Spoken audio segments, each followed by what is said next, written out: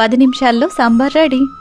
చాలే చెప్పొచ్చు, 10 నిమిషాల్లో పప్పే ఉడకదు, సాంబార్ ఎలా రెడీ అవుతుంది అని మీకు డౌట్ వచ్చి ఉంటుంది కదా. ఒక్కసారిలా సాంబార్ ప్రీమిక్స్ చేసి పెట్టుకున్నారంటే 10 నిమిషాల్లోనే సాంబార్ చేసేయచ్చు. ఎలా తయారు చేసుకోవచ్చు నేను చూపిస్తాను, మీరు కూడా ట్రై చేయండి. కడాయిలోకి 1 కప్పు కందిపప్పు, 1/2 కప్పు పచ్చెనగపప్పు, 1 టేబుల్ స్పూన్ పెసరపప్పు, 1 టేబుల్ స్పూన్ మినపప్పు, 1/2 స్పూన్ మెంతులు, 1 టేబుల్ స్పూన్ బియ్యం వేసేసి చక్కగా అంతా కూడా లో ఫ్లేమ్ లో ఫ్రై చేసి ఇవి చక్కగా వేగిన తర్వాత 1 స్పూన్ ధనియాలు, 1/2 స్పూన్ మెంతులు, 1 స్పూన్ ఆవాలు, 1 స్పూన్ జీలకర్ర ఇవన్నీ కూడా వేసేసి చక్కగా ఫ్రై చేసేసుకోండి. నెక్స్ట్ ఇవి తీసి పక్కన పెట్టేసుకుని 1 కప్పు ఎండుమిరపకాయలు, నిమ్మకాయ సైజ్ అంత చింతపండు, 1 కప్పు కరివేపాకు వేసి ఇవి కూడా డ్రై రోస్ట్ చేసుకోవాలి. చక్కగా ఇలా వేగిన తర్వాత కంప్లీట్ గా చల్లారనిచ్చి ముందుగా పప్పులన్నీ కూడా గ్రైండ్ చేసుకోవాలి. పప్పుల్లోకి 3 స్పూన్ల ఉప్పు, 1 స్పూన్ పసుపు వేసి మెత్తగా గ్రైండ్ చేసుకోవాలి. నెక్స్ట్ ఎండుమిరపకాయలని కూడా మెత్తగా గ్రైండ్ చేసేసుకుని తర్వాత ఇవి రెండు కలిపి మరొకసారి గ్రైండ్ చేసుకోవాలి. అంతే, ఇన్స్టెంట్ సాంబార్ మిక్స్ అయితే రెడీ అయిపోతుంది. మీకు కావాలి అనుకుంటే దీనికి పోపు కూడా పెట్టేసుకోవచ్చు. పోపు పెట్టుకుంటే ఎక్కువ రోజులు ఉండదు.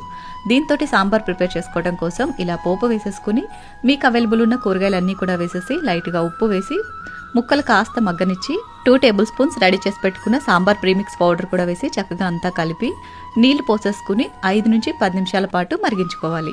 ఇలా చిక్కగా మరిగిపోయిన తర్వాత పైనుంచి కొంచెం కొత్తిమీర చల్లేసుకున్నారంటే ఇన్స్టెంట్గా సాంబార్ రెడీ అయిపోతుంది.